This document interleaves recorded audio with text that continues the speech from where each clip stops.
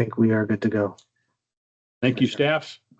Colleagues, the first item on our executive session agenda for October 10th is items number 1 and 2, which are part of a consent calendar. I won't read what's been said about those items. You can read it for yourself. Any comments on those items before I ask for a motion? Hearing and seeing none, Vice Chair, please. I move that the commission approve the executive session consent calendar as presented. For the motion, any questions, colleagues? Hearing and seeing none, our administrator will call the roll on the consent calendar for the executive session. Please proceed. Commissioner McCulley, Aye. Commissioner Burke, Aye. Commissioner Thompson. Aye. Commissioner Payne, Aye. Commissioner Mettler, Aye. Chair Fiskam. Aye. Motion passed 6-0. Your colleagues, will now move to reports, a preliminary review, a number of items in the row as is usual for our agenda. The first item is number 3 on our agenda involving Courtney Sneed, who I understand is in person with us. We'll wait for Courtney Sneed to arrive in the room here in Salem, Oregon.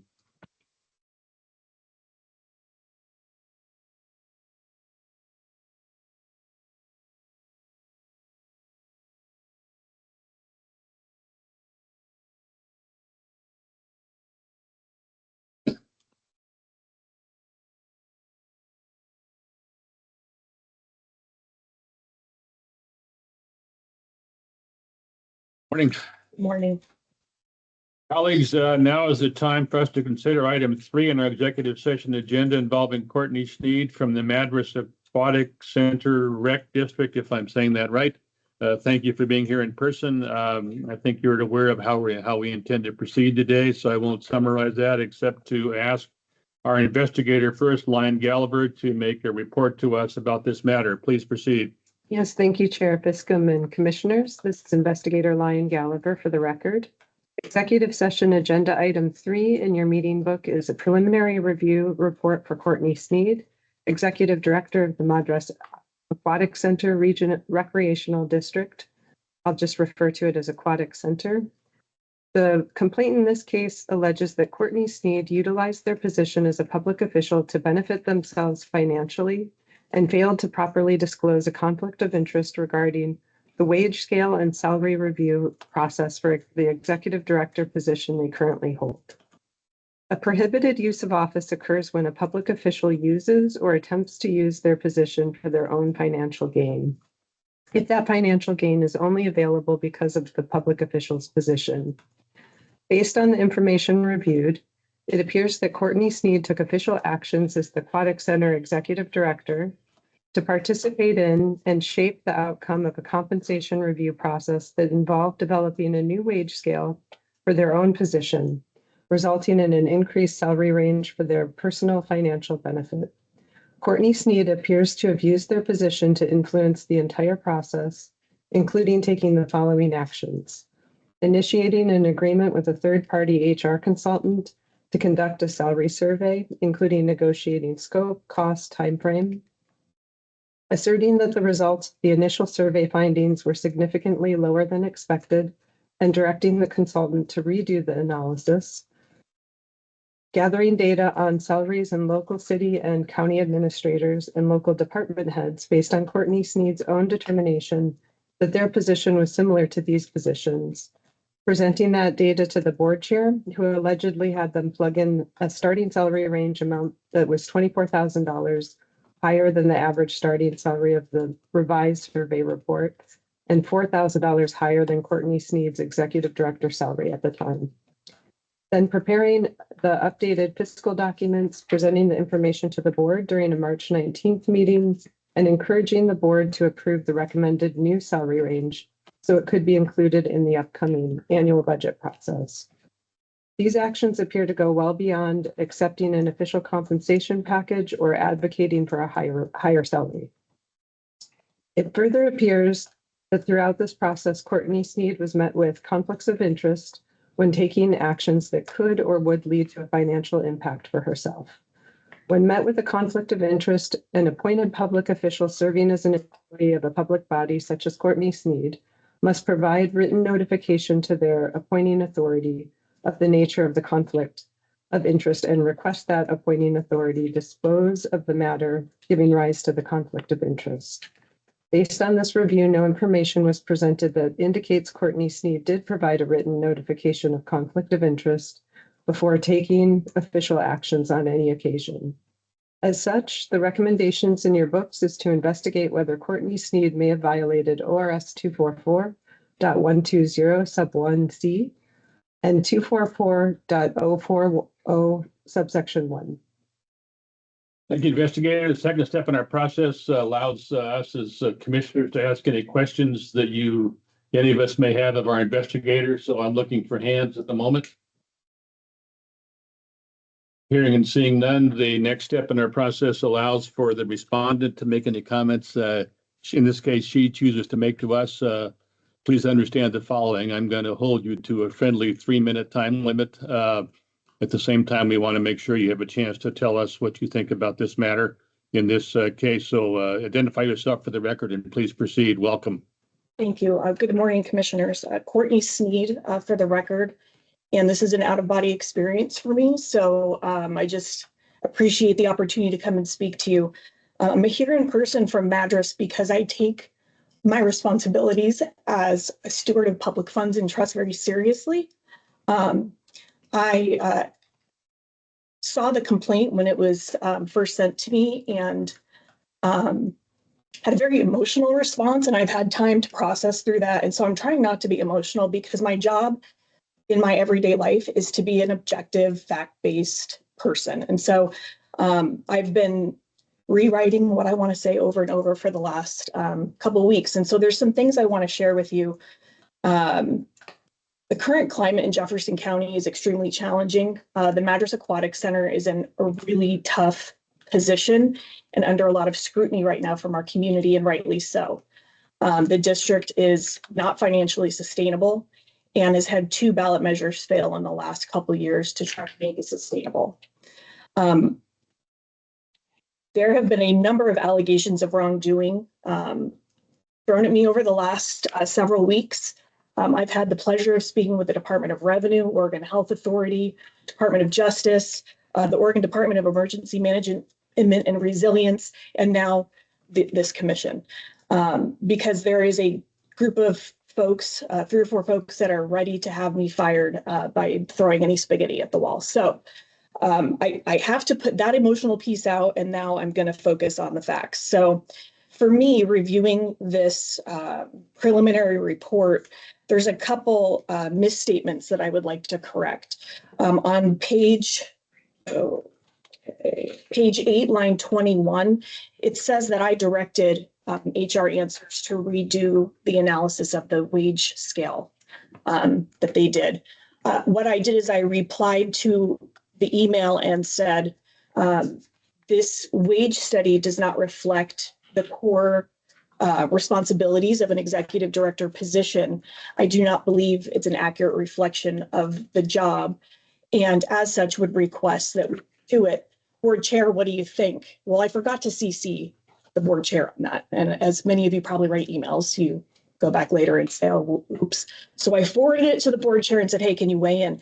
And her response was agreed. This is director level and level staff things. And here's the situation we're in at the Madras Aquatic Center. I am the only adult staff member in the district. I don't have an HR director. I don't have a finance director. I don't have a board secretary. It's all me. I'm also a lifeguard and a certified pool operator and a front desk person, because in a small district, we do everything. And so if I had had an HR director to delegate a wage study to, I would have done that, but I don't. And elected officials rely on their executive directors to provide them with objective facts and information so that they can make good decisions. And when this complaint first came through, I had a meeting with our Central Oregon Park and Rec directors the next morning, and I said, guys, did I do something wrong? Because I honestly, if I did something wrong, I want to know and fix it. And they said, no, we do this all the time. The Kirk County director said, I went back and forth with HR Answers 5 times before the salary study for my position was accurate. So the broader question for me here, as it relates to this complaint, the core question is someone who's hired by an elected board violating ethics law if they prepare information for their board to consider as they make decisions? And this is not just wage studies. This is cost of living adjustments. This is employee manuals with benefits. All of these things impact us financially as well. Our job as leaders of the public sector is to get as much objective information as possible to help elected officials have it and make good decisions. And so if me being involved in my wage scale development with the board chair is a violation, then there's a lot of us violating ethics law, particularly in small districts. So I think it's important to understand the broader implications of this complaint and the outcome and the decision to investigate or not. I will tell you that I have come to the conclusion that our board at the Madras Aquatic Center needs to redo a wage analysis, and I'm going to encourage them to hire a consultant to lead it, so I'm not a part of it. I think that's going to be part of us rebuilding public trust in our community. I also would ask that the commission consider, rather than spending staff time and resources investigating this, to consider putting together a letter of education for all of us, lead public agencies. Because if this is a violation, we're all doing it. And I think it's, my superintendent as a school board member gave me a salary comparison and said, when I was board chair, I don't think we need to adjust my salary and my contract this year because here are the comparables. Is that a violation of ethics law because this staff member provided an elected official with information? So that's, I don't know if I've hit my 3 minutes yet, but that's, I just want the commission to consider that broader context. And I really appreciate the opportunity to speak with you this morning. And I hope to learn from this. If I did something wrong, I want to know it so that it doesn't happen again. Thank you very much, including for the candor of your statement. We appreciate it. Colleagues, now's the time for us to have the opportunity to ask our respondent any questions that might have crossed your mind based on what she said in the last few moments. Any questions for our respondent this morning? Do we Hearing, know the median? Commissioner, help, please. Do we know Please. the median income and in Madras for not just public sector folks, but all folks? Like, is there a wage that is, the median income of folks? Thank you. Do we, Director, please, any information on that? Maybe we don't have it yet. We don't have that information. I'm not sure that the median, I understand that in general, median income is something worth knowing. In this case, I think our focus is more narrow, which is in selecting what information was going to be presented to the board. I, as an employee, any of my employees can, try to get a raise. That happens. That's by itself is not a violation. But if in your position, you're presenting information, the question of, is this going to violate ethics is, are you selecting only to present information that helps your cause and you're ignoring information that does not help your cause? That is a decision and action you're taking as a public official that could violate the ethics laws if you're making decisions to omit the information that doesn't help. Thank you. Commissioner Health, any follow-up? And if not, that's okay.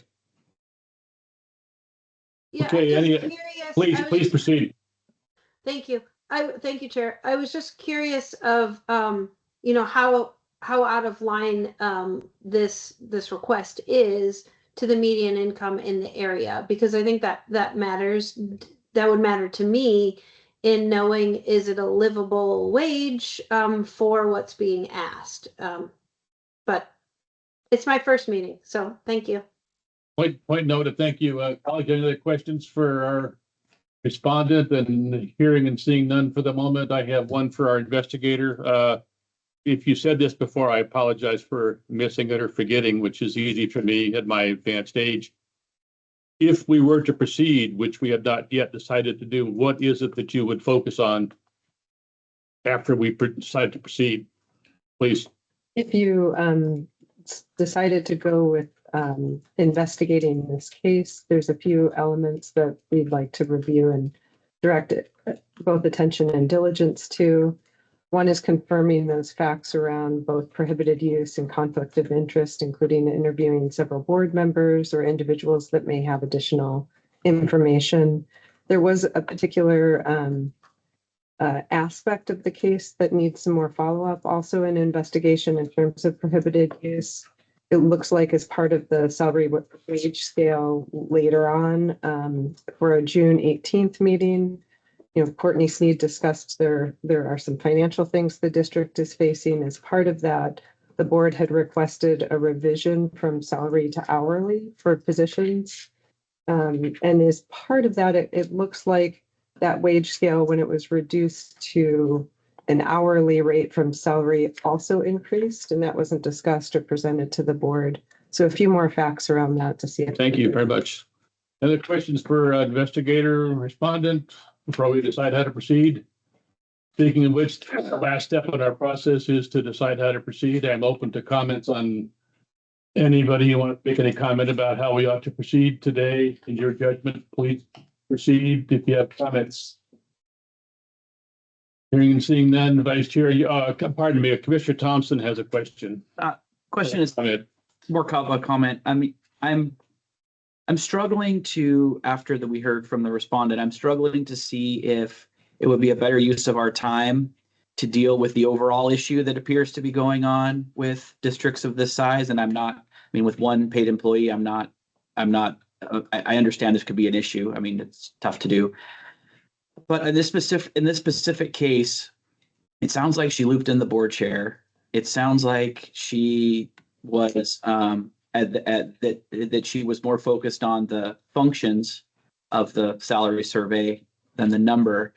I'm wondering if it might be a better use of our time if they were to request a advisory opinion from us on how to deal with a situation like this moving forward than it would be to continue down this road. So that's my struggle at the moment.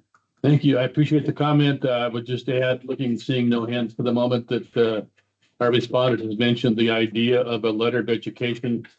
And I would add that for what my personal view is worth, such as it is, I wish we had that freedom now. We do not have that freedom legally now to issue such a letter.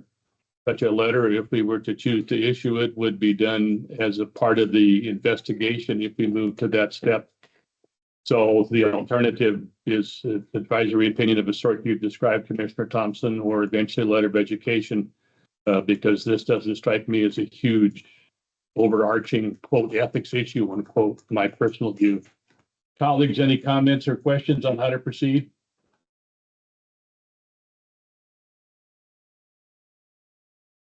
Hearing and seeing none, Vice Chair, are you prepared to make the motion? And if, Commissioner Mettler, please.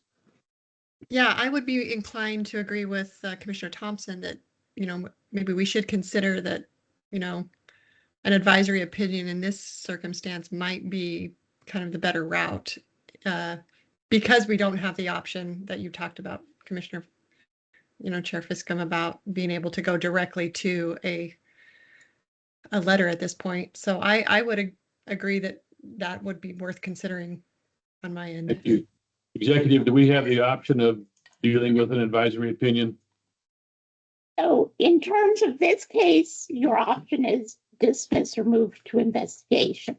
In terms of the commission issuing an advisory opinion, you can do so on your own motion or anyone may request. Which would be, as I'm looking for my legal counsel's head to nod up and down, that would be a separate issue rather than in response to this particular case. Correct. Am I right? It would be an advisory opinion, presumably, depending on the request, on how can employees, especially of small districts, negotiate for wage increases, et cetera, that would include them, and present information without violating the others. So once we resolve this case, however that goes, it's the second issue, unrelated technically, but would be to move on advisory opinion at our vote. Am I saying that right? Yes, that is, that might need to come to the November. I understand it wouldn't be something immediate. Is it? Okay, colleagues, I'm looking for any consensus on this issue. Commissioner Burke, I see your hand. Thank you. Yes, just a question. Would it be feasible or advisable, or would it set a bad precedent for us to do two things? One, dismiss this charge, but then subsequently order the issuance of the advisory opinion that we've discussed? Executive. That is certainly within your authority to do so, but the ordering the issuance of the advisory opinion isn't a topic for the executive session. You would need to do that in a public session. Public And you would session, need to amend the probably agenda. in November rather than this month, procedurally in terms of the alerts and public Yes. meeting requirements and lists and so forth. Does that answer your question, Commissioner Burke? Thank you for your comment. Yes, it does. Thank you very much. Sure. Hey, colleagues, I'm looking for somebody in light of the discussion who's willing to make a motion, and I will not turn automatically to the vice chair unless you choose to make a motion. We need a motion on the table on this matter in light of our discussion of the last 10 minutes. Commissioner Burke, please. Yes, I will so move. I will move that we do two things, that we dismiss this charge, but also we direct the staff to place on the November agenda the idea of issuing an advisory opinion on the topics surrounding this case. So we can't address that second part in this executive session. The only motion we can consider is the case. Yeah, I'm sorry. Please proceed again, Commissioner. I'll try again. My apologies. That we dismiss this case, but then as we come out of executive session into the open session, that we then move to place the question of issuing an advisory opinion on the November agenda. Executive, legal counsel, please. Legal counsel. So in executive session, we can't make motions. Oh, that's right. That's the same problem. Right. So just with this case, you can make motions, but outside of this case, you can't make motions in the executive session. I understand. Well, I tried. I apologize for wasting the board's time. Commissioner Burke, please make, Vice Chair, please make a motion. Okay, I move the commission dismiss the complaint against Courtney Sneed, agenda item number 3. Thank you, colleagues. You've heard the motion. Thank you, Commissioner Burke, for trying valiantly to do so. Our Vice Chair has done so in a way that meets our legal requirements. Any comments on the motion before we decide how to proceed and vote? Hearing for the moment, seeing none, the administrator will call the roll on item number 3 on our executive session agenda. This is the motion to dismiss. Commissioner Burke, Aye. Commissioner Thompson. Aye. Commissioner Payne, Aye. Commissioner Mettler, Aye. Commissioner Helt,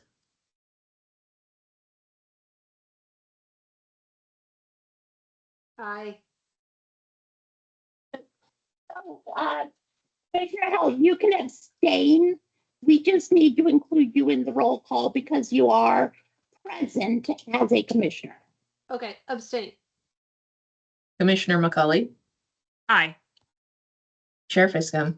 Aye. Motion passed 6-0 with 1 abstention. Okay, colleagues, thank you. Ms. Sneed, thank you for traveling over the pass, I presume. So safe trip back over the pass to Central Oregon. We're glad you were here today. Thank you for your comments, and we will proceed in line with the discussion we had, which is for today officially to dismiss this matter. Thank you for your appearance today. Thank you, Commissioners. Thank you. Okay, colleagues, we will now move to item number 4 on our agenda involving Mr. Archie Garrett from the city of Bandon, who I understand is going to be on the phone as soon as those arrangements can be made. So we will await our staff's heads up that we can proceed with Mr. Garrett on the phone. We are working on getting a hold of. Thank you. Respondent.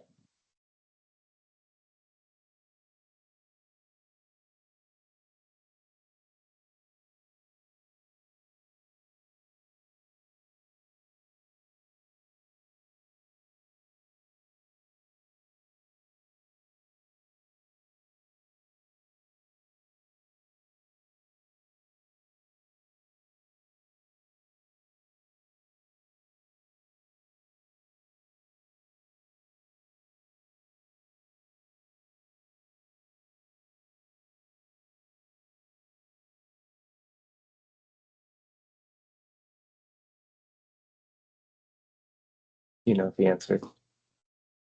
We're currently calling. Like physically calling, not just texting. No, acquiring Mr. Garrett is at the moment pending, colleagues.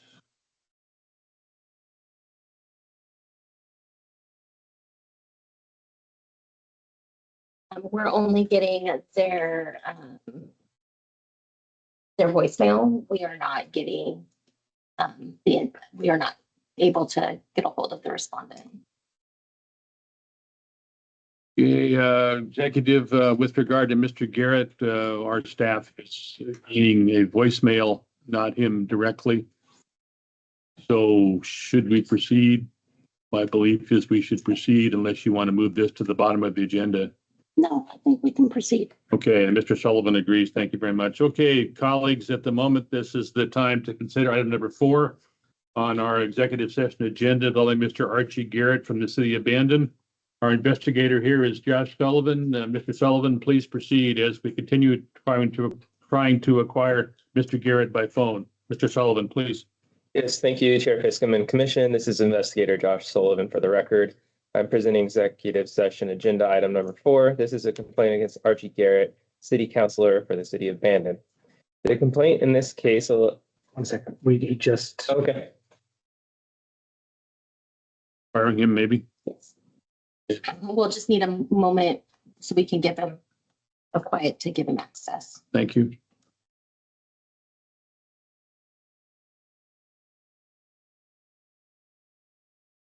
All right. Should be good. Mr. Garrett, are you on the phone? And if so, can you hear me?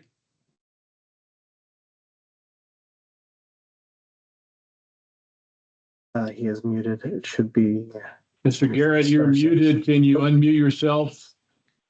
Was it *6? Yes, we can hear you, Mr. Garrett. Thank you for joining by phone. You're talking at the moment to Dave Fiscom, the chair of the commission. This is the time set aside to consider the item involving you. We're glad we've made connections with you. Our first step in the process, as you probably already are aware, will be to hear a report from our investigator. At some point in the near future, we'll ask you to make comments to what you choose to make. Mr. Sullivan, please proceed. Yes, thank you, Chair Piscom and Commission. I will restart at the beginning here. This is Investigator Josh Sullivan for the record. I'm presenting executive session agenda item number 4. This is a complaint against Archie Garrett, city councilor for the city of Bandon. The complaint in this case alleges that Archie Garrett's 2025 Statement of Economic Interest was missing required information. The information in preliminary review indicates that Archie Garrett is the owner of several businesses. However, it appears that not all of them were properly listed on his 2025 SEI. It appears that Archie Garrett failed to list AKA LLC in Section 1, and it appears that he failed to list Bandon Sushi in Section 7. When Archie Garrett was notified of the complaint and possible errors on his SEI report, he promptly worked with commission staff to update and submit a complete SEI report for 2025. Although his SEI has already been corrected, there appears to be a substantial objective basis to believe that Archie Garrett may have violated the SEI provisions of Oregon government ethics law when he submitted an incomplete 2025 SEI. The recommendation in this case is to move this case to investigation. Thank you. You've heard the report from our investigator colleagues. Any questions on that before we listen to Mr. Garrett in a moment? Questions? Looking for hands? I would, Commissioner Thompson, please. Mr. Sullivan, what would you be looking for if this moved forward? I also explained this to Mr. Garrett as he has been working with me to get this resolved, is that we just to establish that there was a possible violation of the SEI when he filed an incomplete report, that we could resolve the case potentially with a stipulated final order for a letter of education after. Yes. Thank you, Mr. Chair. Thank you, investigator. A quick question for you on page 7 of the individual report in our page 23. One of the final paragraphs indicates that Mr. Garrett has amended his SEI to make the change. What effect does that have on your recommendation at the moment? Any? No, Chair Fiscum, just because in investigation is when we would be able to resolve the case with a stipulated final order. Appreciate it. I suspected that, but thank you for your answer. Colleagues, any questions for our investigator beyond what I've asked or Mr. Thompson has asked? Hearing and seeing none. Mr. Garrett, this is your time to make any comments you choose to make to us. I would encourage you to be as brief as possible, but hitting the high points. Thank you for your attendance by phone today. Please proceed to identify yourself for the record. Yeah, my name is Archie Garrett, here in Bandon, Oregon. I'll be brief. This is my first ever SEI filing, so I'd be happy to receive any education you have going forth, Josh, either way. With the section 1, you said that I didn't list the AKA LLC. So I did list Wilson's Market Coos Bay. I list Wilson's Market Bandon and Bandon Sushi. Wilson's AKA LLC is Wilson's Market Coos Bay. Those are the same business. Wilson's Market Coos Bay is just a DBA. And then on the section 7 was about the income of over $1,000. Last year was the first year we opened Bandon Sushi, and we just didn't have any income at all. So that is why I didn't list it. Mr. Garrett, thank you for being here by phone with us today. We appreciate it. I'm looking for any issues from staff, from colleagues about how to proceed today as we head toward a motion on this matter before us, or any questions for Mr. Garrett if you happen to have any. Looking for hands, seeing none for the moment. Vice Chair, please. Oh, pardon me, Commissioner Halt. Thank you, Chair. If you don't make any money on a business, are you required to list it? Executive. So the SEI, it's 2 different questions on the SEI. Question 2 is sources of household income, and you are only required to list sources that contribute 10% or more of your household income the prior year. Question 1 asks for the names of all businesses that you are an officer. 1A is officer or director of the corporation. 1B is every other business that you own or, have an interest in, like the LLC. So those are 2 different questions. Now, question 7, which I think is the one at issue and is perhaps something we might need to look into further, is question 7 asks, do you have income of $1,000 or more from a source that could do business with your public body, or that would have a legislative or administrative interest in the decisions of the public body? So in this case, if his sushi restaurant, if the public body purchased food from that sushi restaurant in the preceding calendar year, and it was more than $1,000, that even if the restaurant doesn't make a profit, that is still income to the restaurant, which would raise putting it on your SEI. The other thing I do want to address, given the earlier comments, I absolutely appreciate that Mr. Garrett has worked with Josh and has amended his report. in prior cases, many prior cases, this frequently comes up with SEI cases where in the course of the preliminary review, the changes and corrections get made.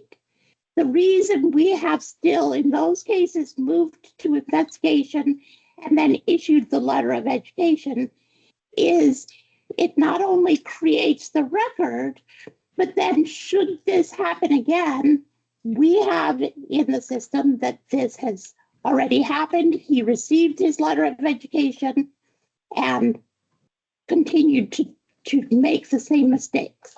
So I just want to put that out there that in prior cases, that's how it was handled. Thank you. Good comments. I appreciate it. Commissioner Halt, any follow-up? Yes, Chair, thank you. With when you're in question 1, when you list something as your DBA, is that substantial enough?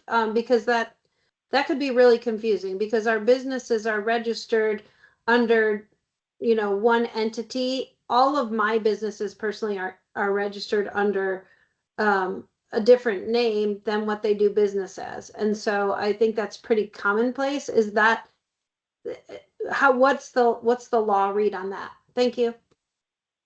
So under 1B, question 1B, the question is, because 1A is officer director of corporation. That's not an issue. 1B is any other businesses or business names under which you do business. And that is where you would list the LLCs. Now, I think to be super clear, I would list the LLC and then also say doing business as the market or the LLC doing business as the sushi restaurant. But inevitably, the LLC is the legal entity and needs to be listed under 1B. Thank you, Director. Any other questions or comments? Hearing and seeing none, are you ready to move toward a decision here? And again, hearing and seeing no responses, I'll turn to the Vice Chair if she's ready to make a motion, please. Thank you, Chair. I move that the commission find that there is a substantial objective basis for believing that Archie Garrett may have violated ORS 244.060 and that the commission should investigate accordingly. Heard the motion, colleagues. Any questions about it? Hearing and seeing none, the administrator will call the roll. Item 4 on our executive session agenda. Commissioner Thompson. Aye. Commissioner Payne. Aye. Commissioner Mettler. Aye.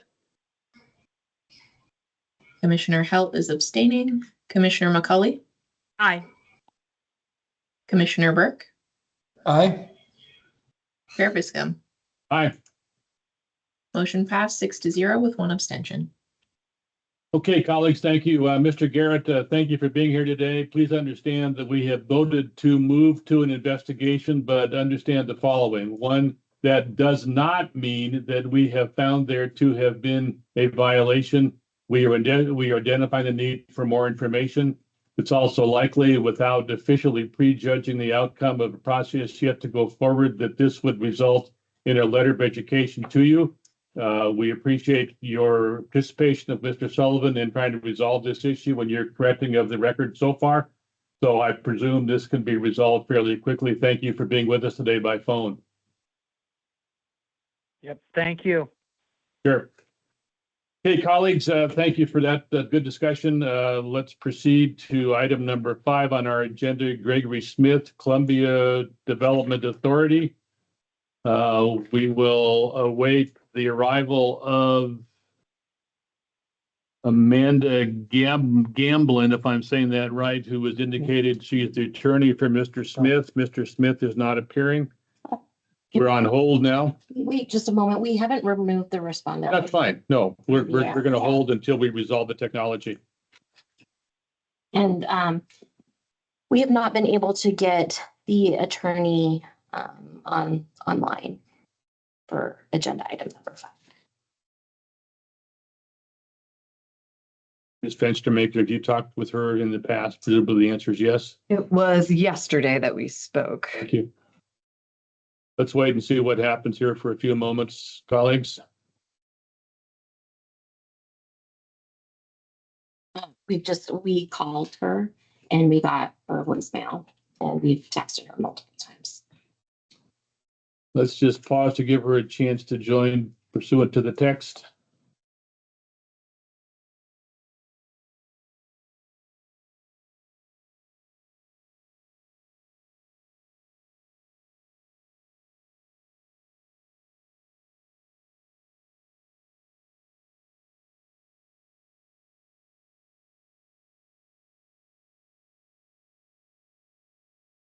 Maybe proceed, executive, or If you would like to skip to item number 6 and come back to item number 5, that Okay. I think would work.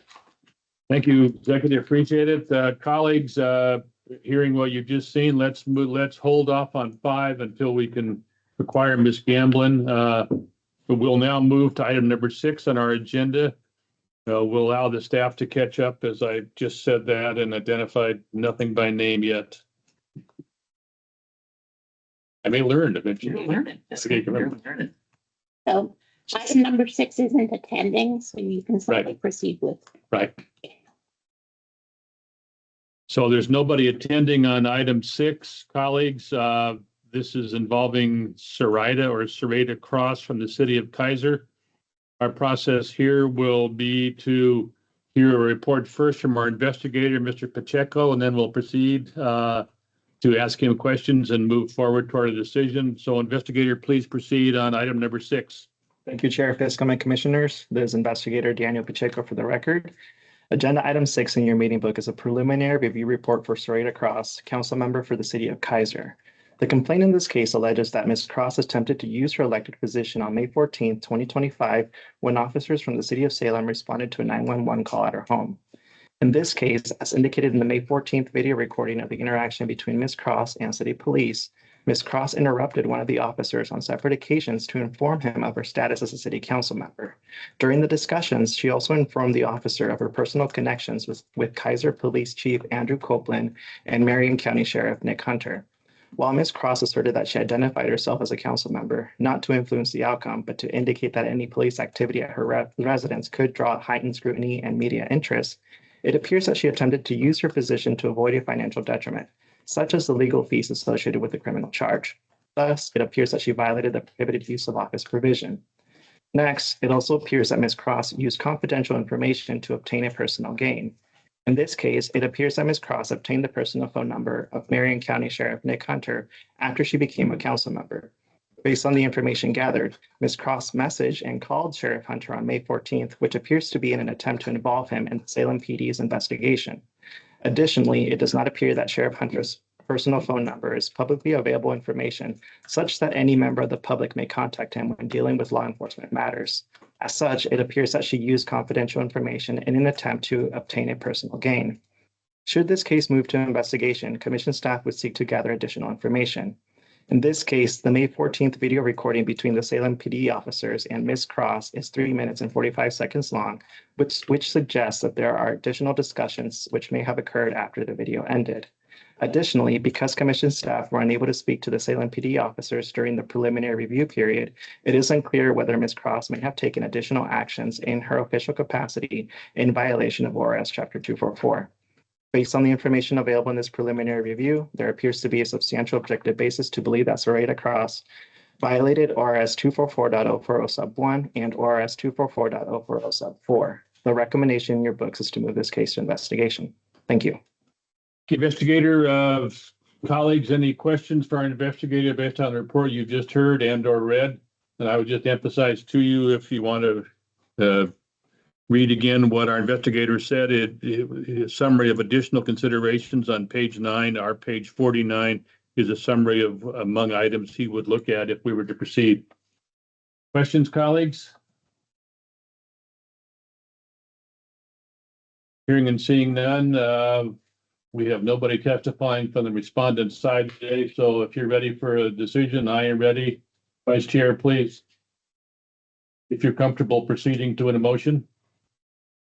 I am, thank you. I move that the commission find there is a substantial objective basis for believing that Sereda Cross may have violated ORS 244-040 subsection 1 and 244-040 subsection 4, and that the commission should investigate accordingly. You've heard the motion, colleagues. Any questions about it? Hearing and seeing none, the administrator will call the roll on item 6, executive session agenda. Please proceed. Commissioner Mettler, Aye. Commissioner Halt is abstaining. Commissioner McCauley, Aye. Commissioner Burke, Aye. Commissioner Thompson. Abstain. Are you abstaining? Okay. Commissioner,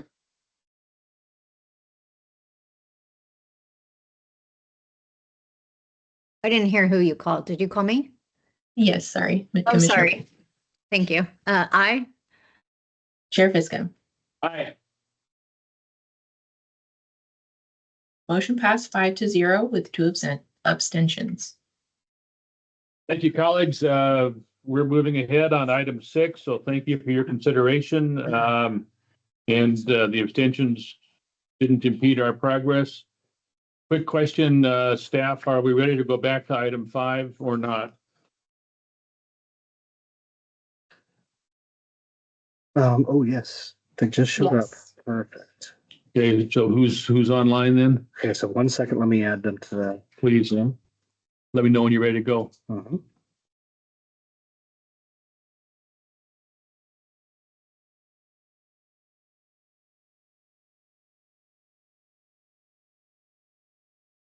Gamblin has joined us, and we should be good to go, Chair. Thank you very much. Ms. Gamblin, can you hear me? Amanda Gamblin? Amanda, she just disappeared. Technology makes our lives easy. Just Yeah, for sure.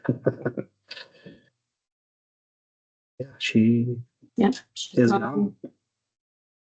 So she cannot hear you. We'll give you a moment to try again. Or else we can go to item 7. She takes the whole be right, be brief, and be gone thing very seriously. The big on part. She was brief and gone. These are Speak comments with her, often. she was dealing with an emergency, like a family situation, so I think she might be on the road or in between things. But she was prepared to join. Okay, let's keep trying to raise her and move to item number 7 on We're our, prepared to move to item 7, Chair, no, Because those people also need to be. I know that. So we can go to, whatever comes up first, item 5 or 7, we'll take that. How Fiscom where to go. Like, at the moment, we're in a holding pattern. See when they have more meetings. getting some senioritis.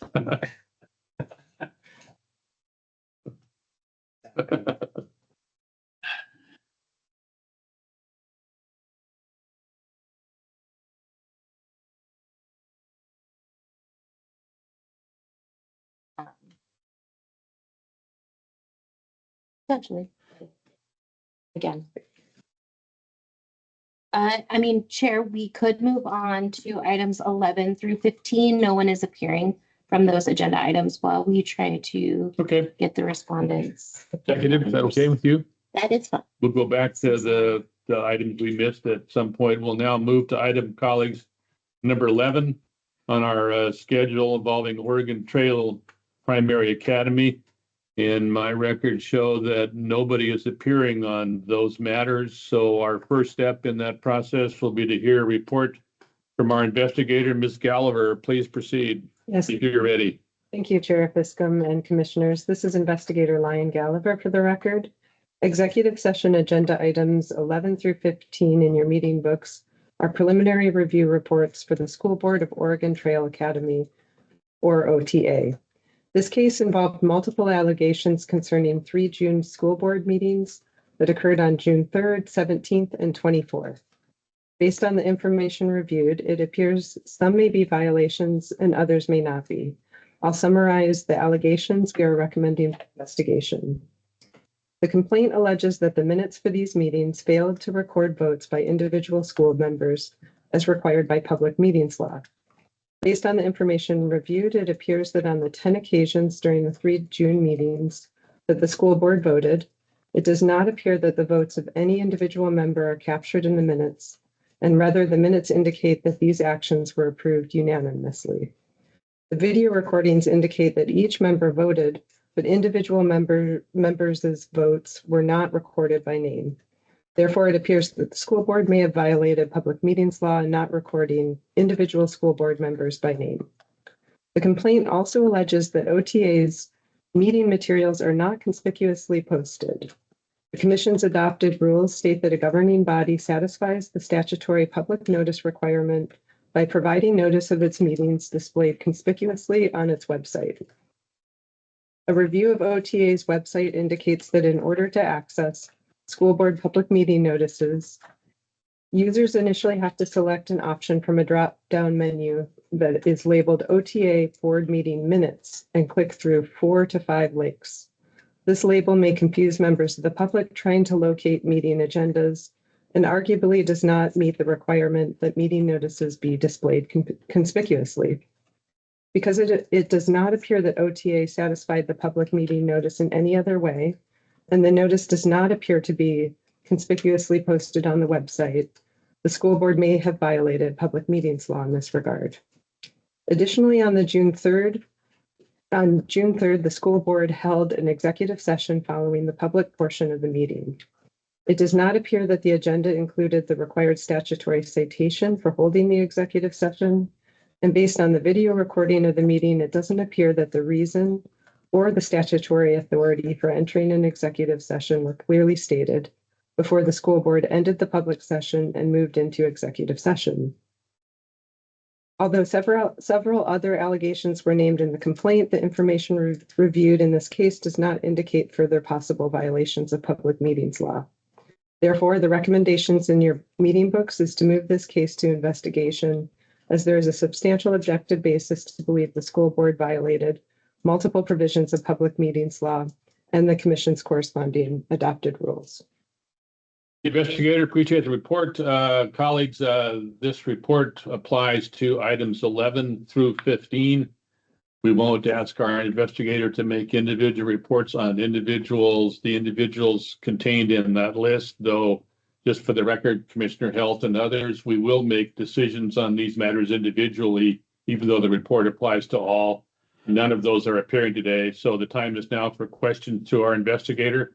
Any questions based on what Ms. Gallagher has said to us or written? Okay, for the moment, hearing and seeing none, Vice Chair, are you prepared to make a motion on item 11? Yes, thank you, Chair. I move the commission find there is a substantial objective basis for believing that Shannon Chisholm may have violated ORS 192.650 subsection 1C, OAR 199.050.0040 subsection 2A, ORS 192.660 subsection 1, OAR 199.040.0015, and OAR 199.050.0040 subsection 3D, and that the commission should investigate accordingly. You've heard the motion, colleagues. Any questions on the motion? The moment, then, hearing and seeing none, the administrator will call the roll. Item 11, executive session agenda. Please proceed. Commissioner Burke, Aye. Commissioner Thompson, Aye. Commissioner Payne, Aye. Commissioner Mettler, Aye. Commissioner Halt is abstaining, Commissioner McCauley, Aye. Chair Fiscom. Aye. Motion passed 6-0 with 1 abstention. Thank you, colleagues. We'll now move to item number 12 as our vice chair catches her breath. Please proceed.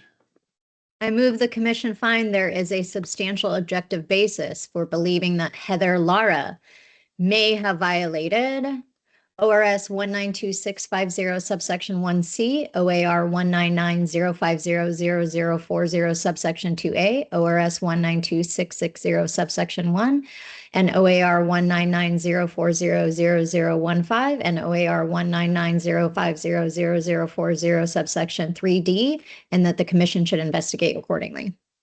For the motion, colleagues, the administrator will call the roll. Item 12. Commissioner Thompson. Aye. Commissioner Payne. Aye. Commissioner Mettler. Aye. Commissioner Halt is abstaining. Commissioner McCauley. Aye. Commissioner Burke. Aye. Chair Fiscum. Aye. Motion passed 6-0 with 1 abstention. You colleagues, item number 13, Vice Chair, please. I move the commission find that there is a substantial objective basis for believing that Katrina Ramsey Muir may have violated ORS 192.650 subsection 1C, OAR 199.050.0040 subsection 2A, ORS 192.660 subsection 1, OAR 199.040.0015, and OAR 199.050.0040 subsection 3D, and that the commission should investigate accordingly. For the motion, colleagues, the administrator will call the roll, please. Item 13. Commissioner Payne. Aye. Commissioner Mettler. Aye. Commissioner Halt is abstaining. Commissioner McCauley. Aye. Commissioner Burke. Aye. Commissioner Thompson. Aye. Chair Fiscum. Aye. Motion passed 6-0 with 1 abstention. Colleagues, item 14, Vice Chair, please. I move the commission find that there is a substantial objective basis for believing that Amy Curtis may have violated ORS 192.650 subsection 1C, OAR 199.050.0040 subsection 2A, ORS 192.660 subsection 1, OAR 199.040.0015, and OAR 199.050.0040 subsection 3D, and that the commission should investigate accordingly. For the motion, colleagues, item 14, the administrator will call the roll, please. Commissioner Mettler.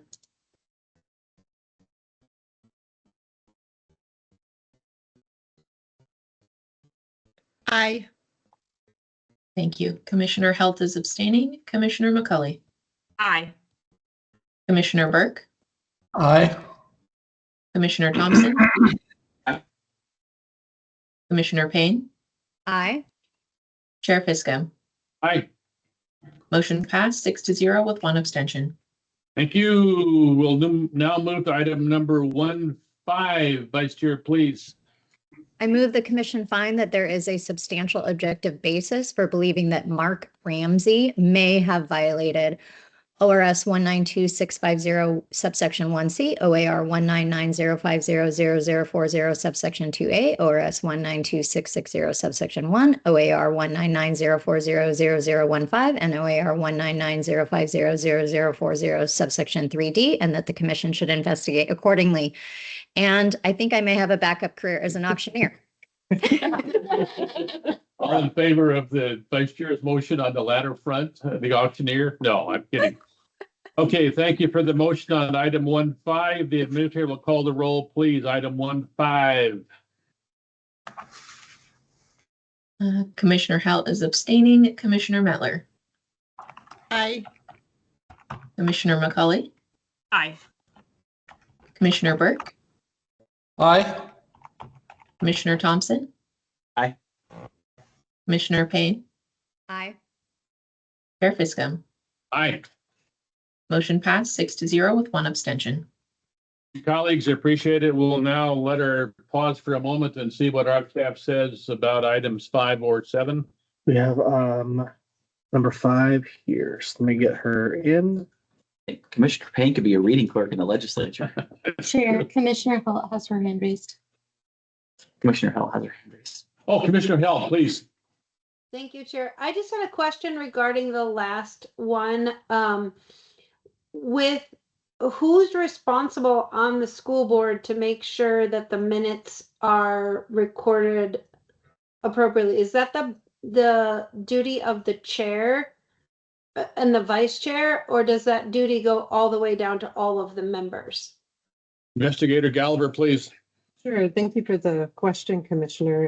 In public meetings law, the governing board is responsible for anything that falls under public meetings law, including taking, posting of minutes and adhering to those laws. Often boards will delegate that to somebody. There is a board secretary right now. There's no staff position. So it is a board person that actually does the recording of the minutes. But under the public meetings law, it is each member of the governing body of the board that is legally held responsible. So if they have governing rules that it goes to their chair, then everyone else is still responsible? Executive. Under the law as currently written, yes. Okay, so their governing body rules do not apply even if they've changed the rules under their governing body. We have no authority to interpret or enforce their own rules, their own policies or charters or anything like that. What I'm saying is that the statutes make each member of the governing body legally responsible for compliance with the public meetings law. Okay. Individually legally responsible. Please proceed, Commissioner. Go ahead. Thanks for the clarification.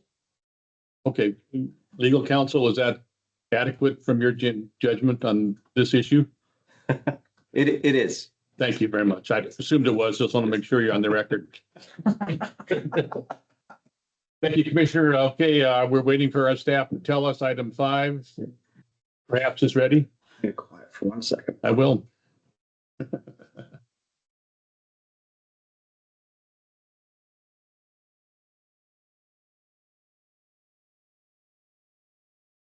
They should be ready now. Amanda Gamblin, are you online? And if so, can you hear me?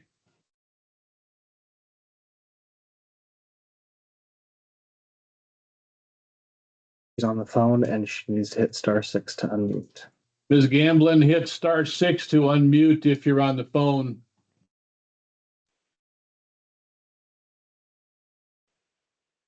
Can you hear me now? Yes, this is Dave Great. Fiscum, Chair of the Commission, Amanda Gamblin, right? Yes, that's correct. Good. Thank you for joining us on the phone and in the car, wherever you are. The time has now come for a process you will understand, I think, which is we're going to consider the item involving Mr. Gregory Smith. That is, for what it's worth to my colleagues on the commission, item 5 on our executive session agenda. The first step of the process will be to hear a report from our investigator, Ms. Fenstermaker. Please proceed. Thank you, Chair Fiscum. Commissioners, I'm Casey Fenstermaker. Agenda item number 5 is regarding Greg Smith in his capacity as the Executive Director of the Columbia Development Authority, also known as CDA. The complaint in this case alleges that Greg Smith was paid by the Columbia Development Authority for days of work where he was not actually doing CDA work, but was doing other work, that he received benefits from the CDA that were not authorized, and that he was utilizing CDA resources for his business's financial benefit.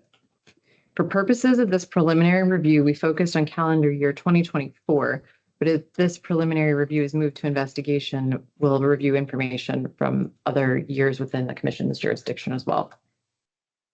With respect to the first allegation that Greg Smith was paid by the CDA for days of work while he was not actually doing CDA work, the Office of Local Defense Community Cooperation expressed concerns that Greg Smith was being paid by the CDA for days he was actually at the legislature performing his legislative duties. Additionally, through a review of other documents, Greg Smith's company also has a contract with Eastern Oregon University to operate its small business development center for 40 hours each week during normal business hours. And it appears that Greg Smith's company had a contract with Harney County in which his company was paid to provide economic development services. Per Greg Smith's SEI, his company was also employed by at least two other entities, Morrow Development Corporation and Umatilla Electric Cooperative. The question, therefore, is whether Greg Smith was able to work or did work the hours required by the CDA for the full-time salary while also serving as a legislator and while his company was providing services to various public and private entities. We haven't had the time yet to match up all of the time cards with the legislative calendar, but that would be one of the things that we would do as well. With respect to the allegation that Greg Smith received benefits from the CDA that were not authorized, Greg Smith's time cards indicate that he took vacation time, holidays, and sick leave while at the CDA. Time cards also indicate that he approved that time himself. Based on the preliminary review, there are no policies in place that establish how much vacation time, sick leave, or holidays Greg Smith is authorized to take. Without such a policy or employment contract, it appears that Greg Smith may have taken time off and been paid for that time without anything in writing and approved by the CDA board that would allow for it. Further, it appears that he approved that time himself. Another allegation, and one related to a case that was opened previously and moved to investigation, is whether Greg Smith kept a retroactive payment for a salary increase that the CDA board apparently did not approve. The Port of Morrow appears to indicate that Greg Smith has kept that retroactive pay. A prohibited use of office occurs when a public official uses or attempts to use their official position to obtain financial gain or avoid a financial detriment for themselves or for a business with which they are associated, if that financial gain or avoidance of financial detriment would not otherwise be available to that public official but for holding their position. It appears that Greg Smith may have engaged in prohibited uses of office by accepting a full-time salary without working full-time, by accepting various benefits from the CDA that do not appear to be captured in an official compensation package, and by keeping a retroactive payment for a salary increase that was determined to not be properly authorized. A conflict of interest arises when a person takes an action, makes a decision, or makes a recommendation by that public official, the effect of which would be or could be to the private pecuniary benefit or detriment of the public official. By approving benefits for himself, such as time off, that do not appear to have been authorized or included in his official compensation package, it appears Greg Smith may have had a conflict of interest that he was required to disclose each time he approved those time cards and that time off. As a result, there is a substantial objective basis to believe that Greg Smith may have violated provisions of Oregon government ethics law, and we recommend moving this case to investigation. Thank you, investigator. Appreciate the report. Colleagues, any questions for our investigator? Based on the report that she has given and what you've read on our documents today? Hearing and seeing none, Ms. Gamblin, this is your time to make any comments you choose to make to us.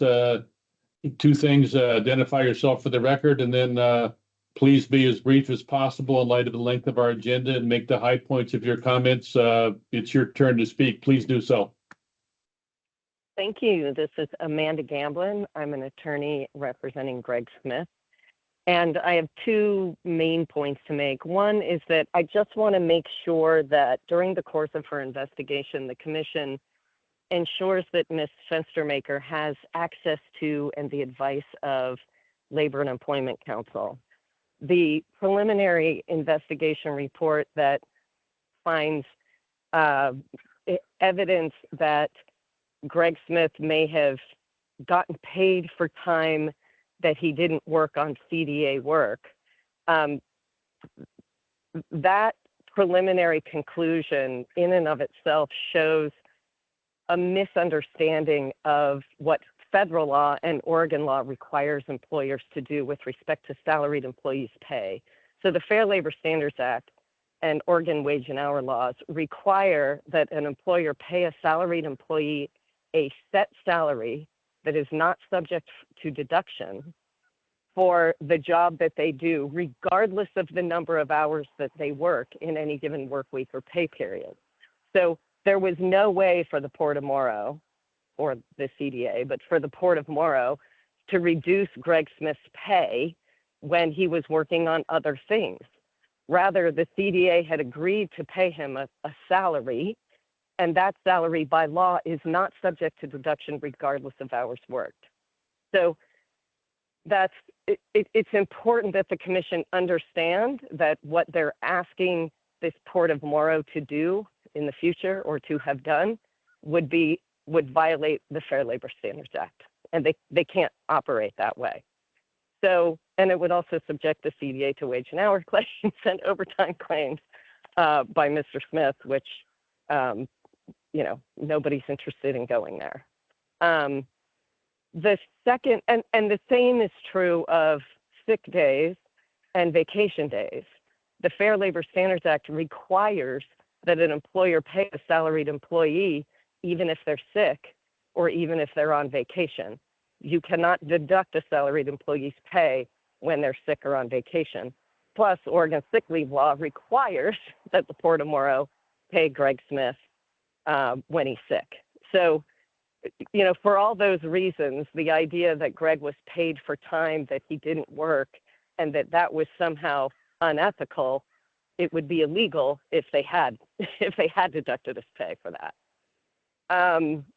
The other issue that I wanted to address is using resources. There's a employee at the CDA by the name of Emily. She works 80% time for the CDA.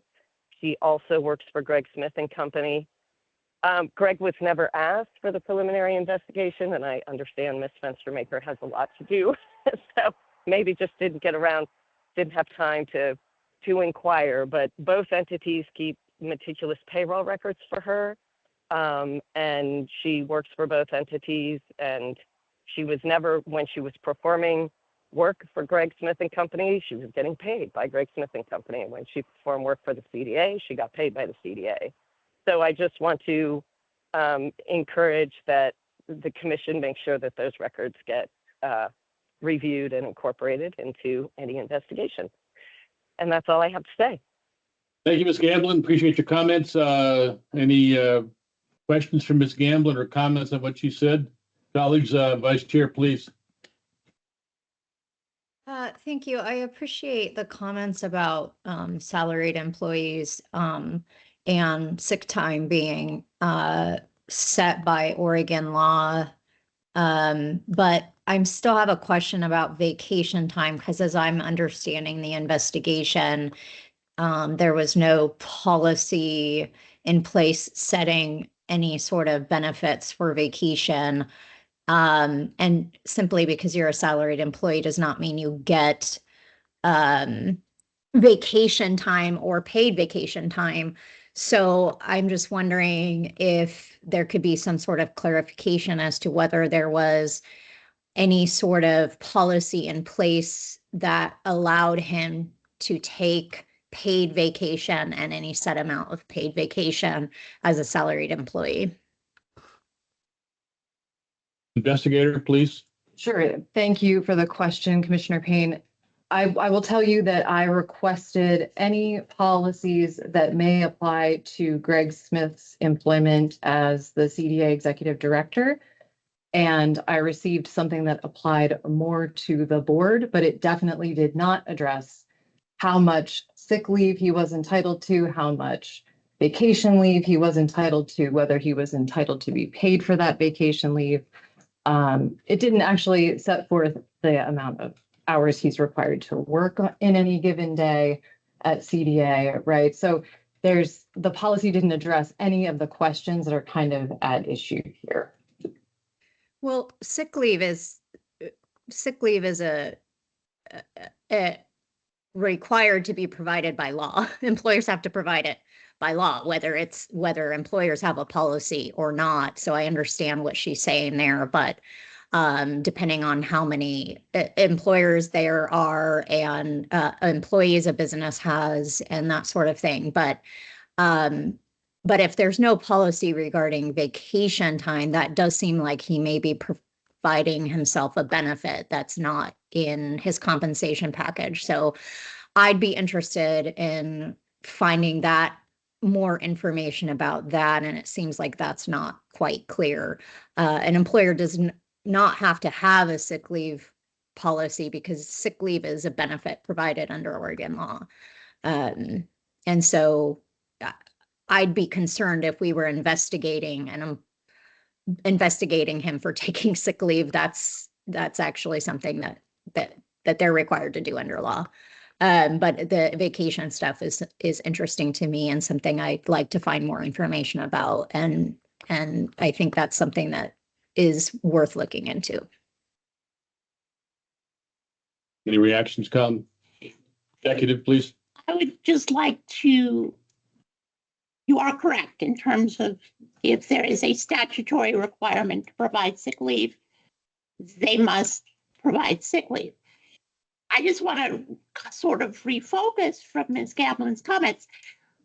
The investigation is not whether the Port of Morrow, acting as CDA's fiscal agent or anyone else, is following the Fair Labor Standards Act or statutory requirements of how they pay or what they pay. The investigation would be on whether Mr. Smith's actions that he took are in compliance with ORS 244.040. As a public official, was he taking actions or making decisions or using his position to obtain something that he would not otherwise be entitled to get? So to the extent that sick leave you are entitled to get, that is part of your official compensation package. You can accept it. But if it's not in your official compensation package, that it raises the potential of violation. Vice Chair, please follow. Well, I think I would have concerns if we were investigating, because I don't think it needs to be part of an official compensation package if he's entitled to it under Oregon law, would be my concern. I don't think the employer needs to make it part of a policy or I don't think they'd be required to do that because the employer is required to provide sick leave under Oregon law, and ergo they don't need to have a policy or an official compensation package to provide it because the law requires it, is where I would be coming from. Okay, great.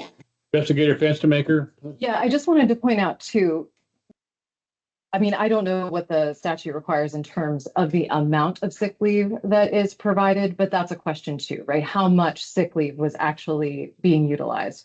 That he approved it himself is the second part.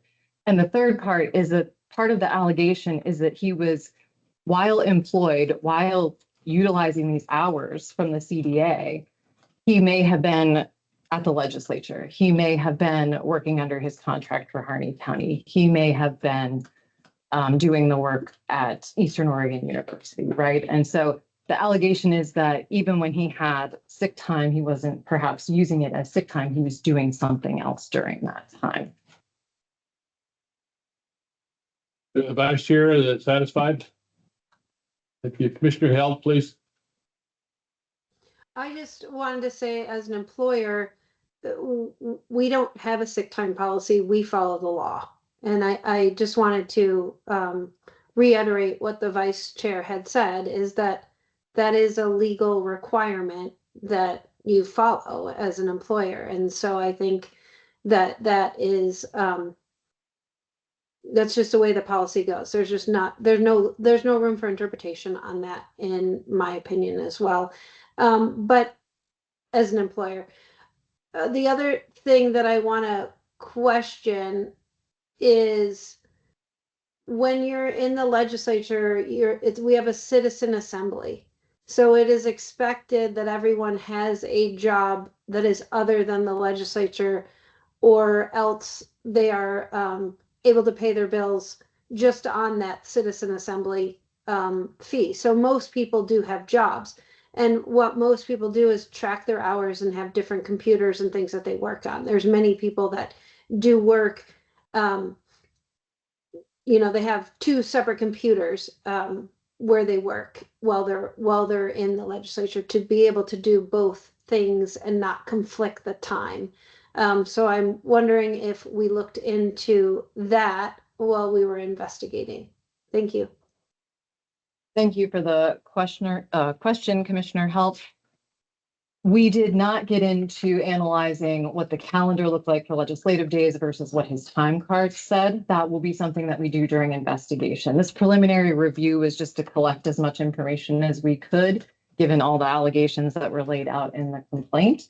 But if this is moved to investigation, we will interview Mr. Smith to the extent his counsel allows that, or provide other questions to obtain other information to see what his record keeping looked like. Mr. Held, is that adequate? Yeah, I just wanted No. to say, like, thank you, Chair. There's a lot of work that goes on afterwards. So when I was in legislature, once I'd finished my legislative work, I would work many hours into the night doing things for my business. And so those are just two separate timeframes. And I'm just hoping that we are acknowledging that you can do two jobs at once by spreading out your time and not sleeping. So that's all. I just wanted to throw that in. Thank you. Thank you, Commissioner. Let's head toward a decision here. Unless there are other comments, I don't want to stomp on someone's line. If you have other comments or questions, now's the time. So far, hearing and seeing none. Vice Chair, are you prepared to make a motion? I am. Thank you, Chair. I move the commission find there is a substantial objective basis for believing that Gregory Smith may have violated ORS 244-040 subsection 1 and ORS 244-120 subsection 1C, and that the commission should investigate accordingly. For the motion, colleagues, any questions about it? Hearing and seeing none, the administrator will call the roll. Item 5, executive session agenda. Please proceed. Commissioner Payne, Aye. Commissioner Mettler, Aye. Commissioner Halt is abstaining, Commissioner McCully, Aye. Commissioner Burke, Aye. Commissioner Thompson is also abstaining, Chair Fiscum. Oh, I'm good. I'm good on this one. Please proceed. Aye. Mr. Thompson votes aye. Okay, thank you, Chair Fiscum. Aye. Motion passed 6-0 with one abstention. Thank you, colleagues. I appreciate the discussion on that matter. At the moment, I'm in the process of deciding whether to call a bio break or move to item number 7. Any comments or questions on that? Who is? Oh, Amanda Gamblin, pardon me, if you're still on, thank you for joining us today by phone. We appreciate your participation today. We're moving ahead with an investigation. Please understand, as always, that we have not found there to be a violation. We've identified the need for more information. We'll look forward to talking with you and/or Representative Smith in the next few weeks. So thank you for being with us today. Thank you so much. Thank you. Bye-bye. Okay, colleagues, you want to move to item, how about 7? Is Muno there? They were there for the entire time and just dropped off. So I think now's probably a good time for a bio break. Okay, let's take a 4-minute bio break, maybe 5, then we'll come back and try to move on item number 7 and the rest of the exec session agenda. We're now in recess.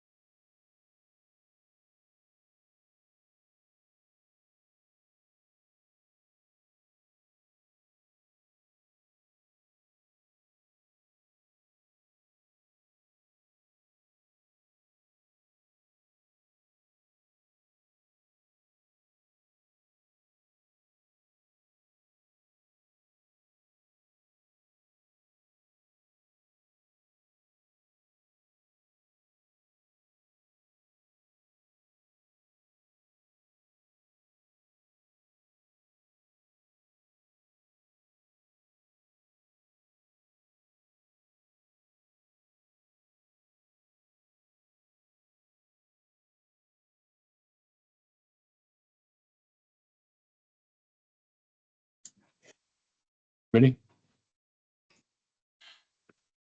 Colleagues, we're reconvening the executive session for the date of October 10, 2025. The earlier statutory authority cited pertains to our executive session from here on. We're now going to consider item number 7 involving Cynthia Branger Munoz, if I'm saying that right, from the Oregon Education Association. Ms. Munoz, I understand that you're online. Can you hear me? Yes. Thank you very much for being here. Our process, which you may be aware of, is we'll start with a report from our investigator.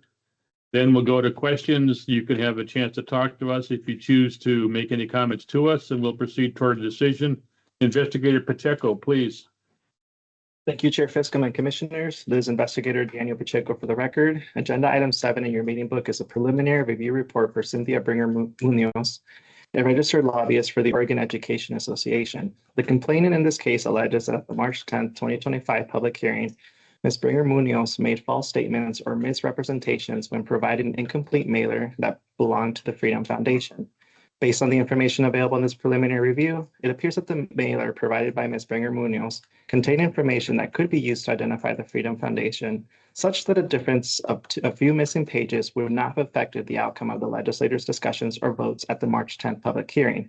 Because it does not appear that the mailer provided by Ms. Branger Munoz was a false statement or misrepresentation of material fact, it does not appear that she violated ORS 171.764.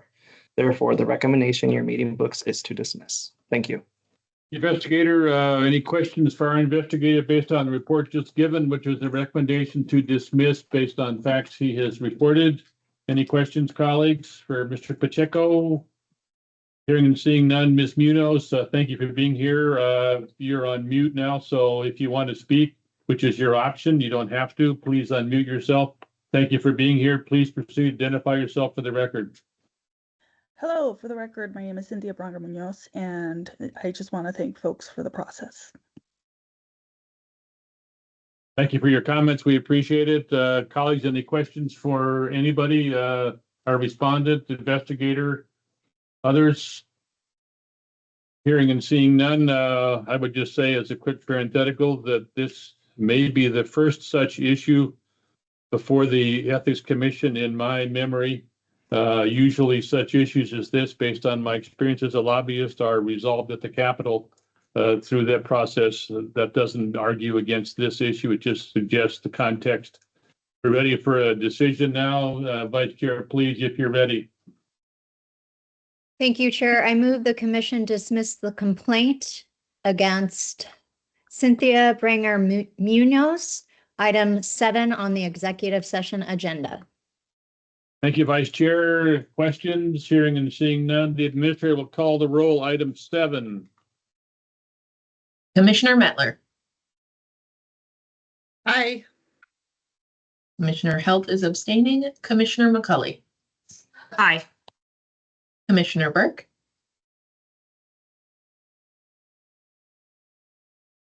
Commissioner Burke. I'm sorry, I was muted. Nay. Thank you. Commissioner Thompson. Aye. Commissioner Payne. Aye. Chair Fiscum. Aye. Motion passed 5-1 with 1 abstention. The colleagues, let's move on now. We'll consider, without more introduction till our staff is ready, Chair, item 8. can we have just a moment? Oh, yes. to move the No, that's previous fine. respondent? I'm pausing with just the number 8, no other information until you're ready.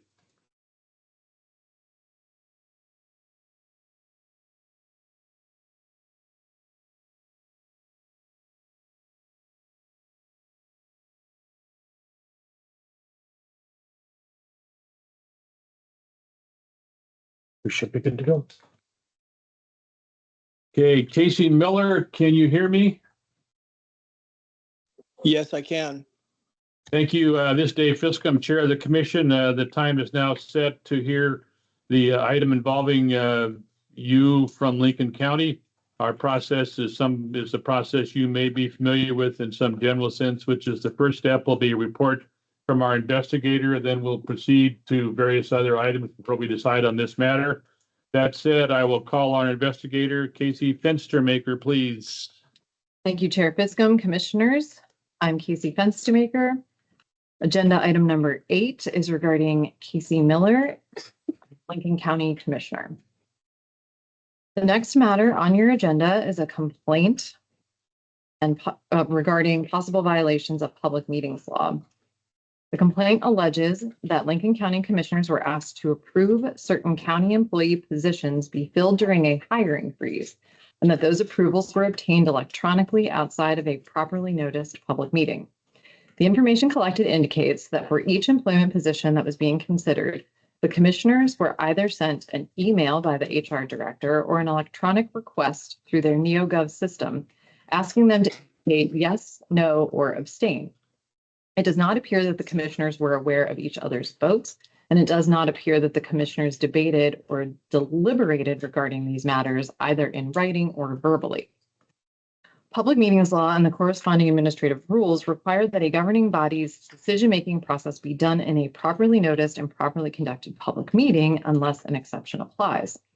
Additionally, the administrative rules require that all official action be taken by public vote and that those votes be recorded by name of the governing body member. Finally, if those votes are taken by written ballot, the vote and the corresponding governing body member's name must be announced at the meeting during which the vote occurred. Because it appears a quorum of the Lincoln County Commissioners participated in this process, because they convened outside of a public meeting, because they made a decision, and because the subject of those communications were within their jurisdiction, it would appear that the Lincoln County Commissioners convened a meeting that did not meet the requirements of public meetings law.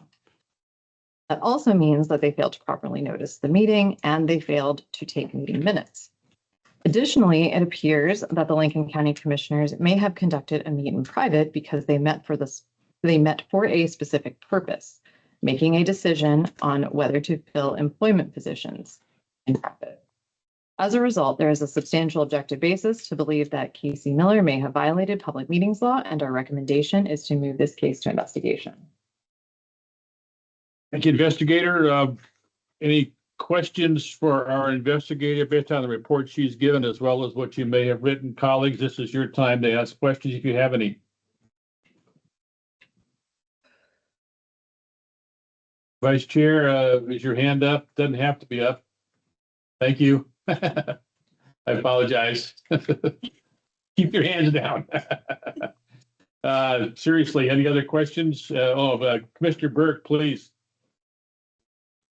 I don't have a question, but I want it disclosed that I am friends with a man who lives in Lincoln City, who is currently involved with an attempt to recall Claire Hall, subject of item number 9.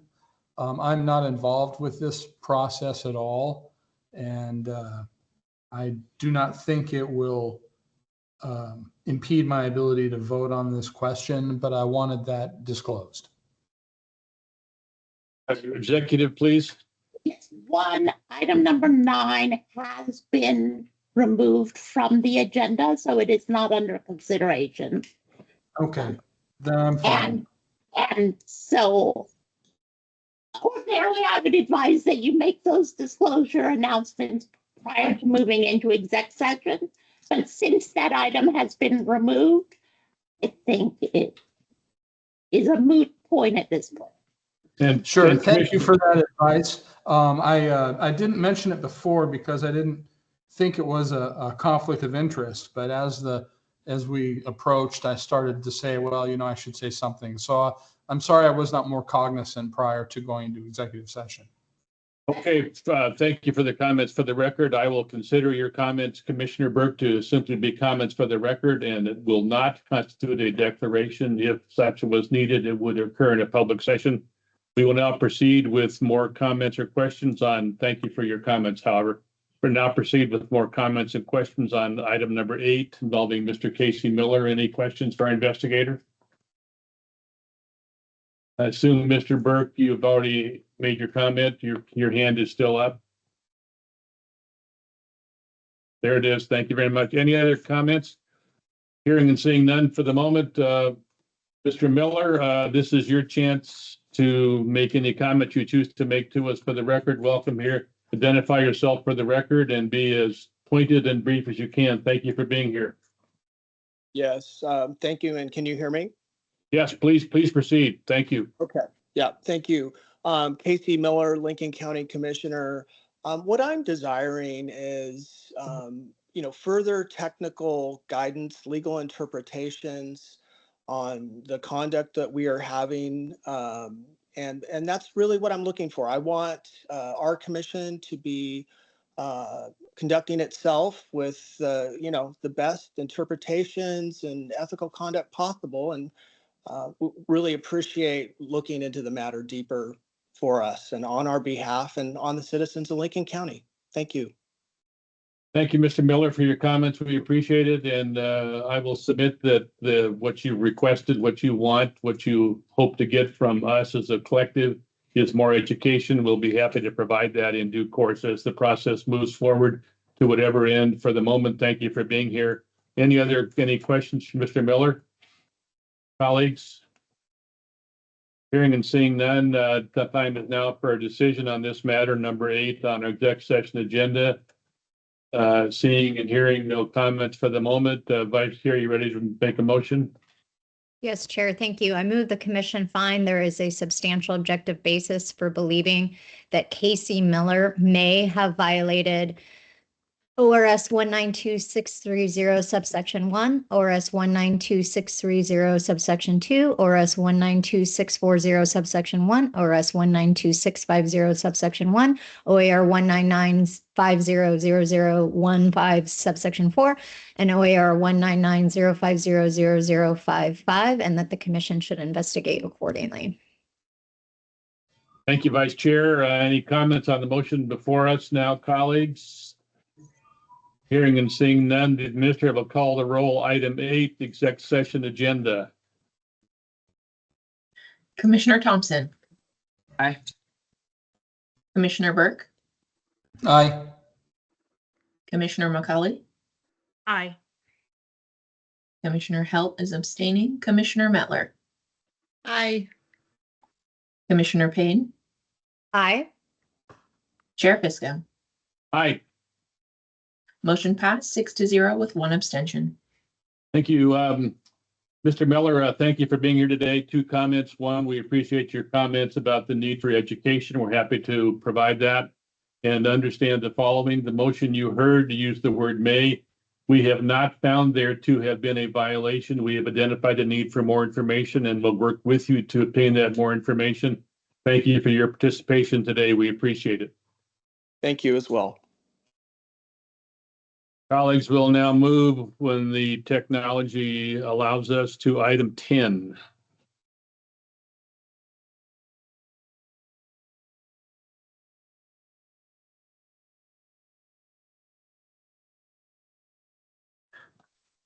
Chuck is on and should be able to hear you. Mr. Chuck, can you hear me? I can hear you. Can you hear me? Yes, we can. Thank you very much. For the record, this is Dave Fiscum, Chair of the Commission.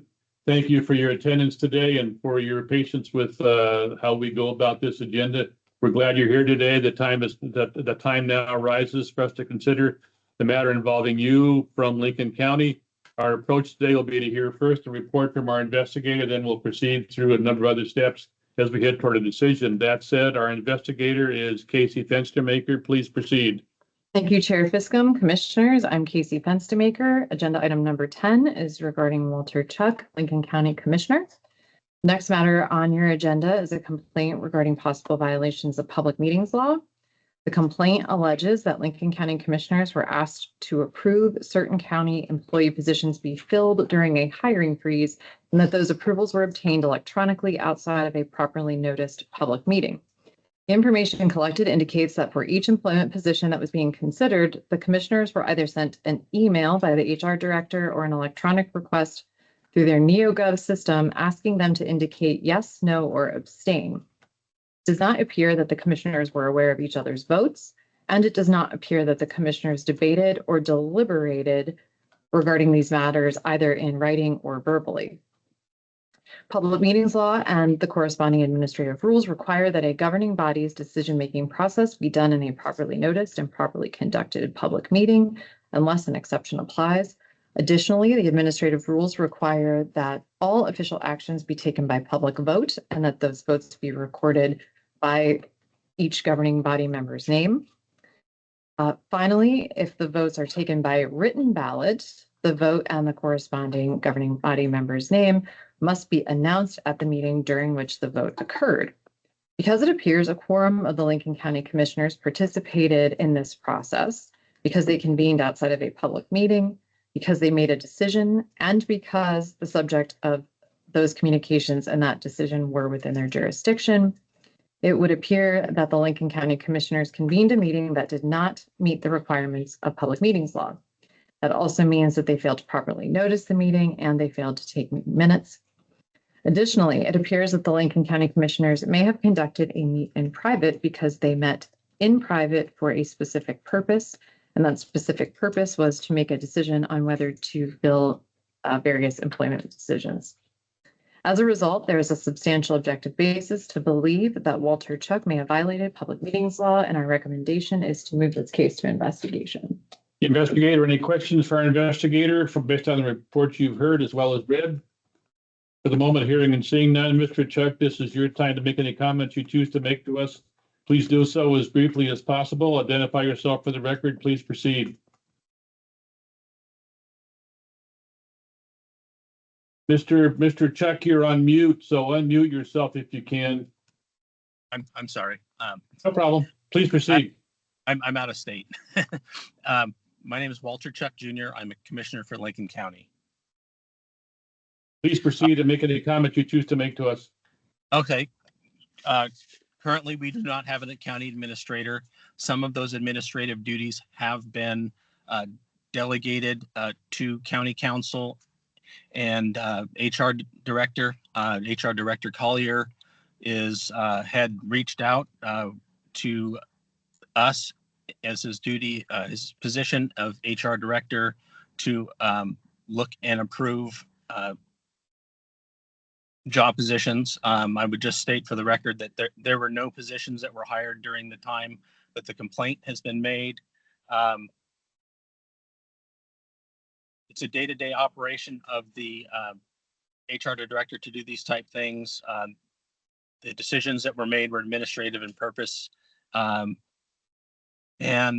the department head reached out to individual commissioners, did not seek to have us in a joint meeting or joint emails. We were all reached out to separately. And that ends my comments. Thank you very much, colleagues. Appreciate Mr. Todd for